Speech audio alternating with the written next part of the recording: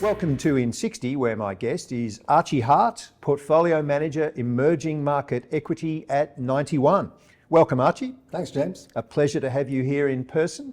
I'm going to ask you a series of short, sharp questions, where after short, sharp answers, you can pass at any time, and your time starts now. Archie, what excites you most about emerging markets in 2023?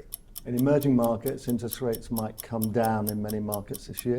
Where they're going up in developed markets, it might actually be not correlated.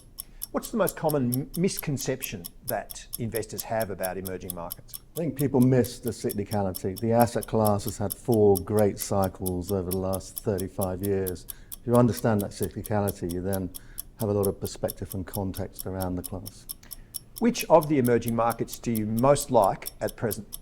I think the most interesting markets now are those that are benefiting from manufacturing beginning to move out of China. So Vietnam, Mexico, some of the smaller Asian countries, some of the Eastern European countries.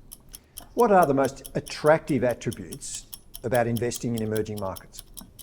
I think broadly it gives you exposure to 2/3 of the world's population, higher GDPs, high population growth, and a real change story. And my 30 years in the markets, what I've seen is significant change to the positive in general. Will the emerging markets index beat the developed markets index in 2023? Quite possible it will, I think, in that interest rates coming down, sentiment very poor, a lot of hysteria around the asset class, expectations very low. That's a good base for better performance. What's been your favourite emerging market over the period you've been investing in them? One of the most impressive places is Taiwan. So Taiwan is a place with no natural resources. They've pulled themselves up by their bootstraps, just investing, working hard, and none of our consumer electronics would exist without the input of Taiwanese companies. It's incredibly impressive what they've achieved in the last 30 years. Does pineapple belong on a pizza? I'm old school, no. What's the biggest red flag for you as an investor? What we really look for is management that's aligned and good governance.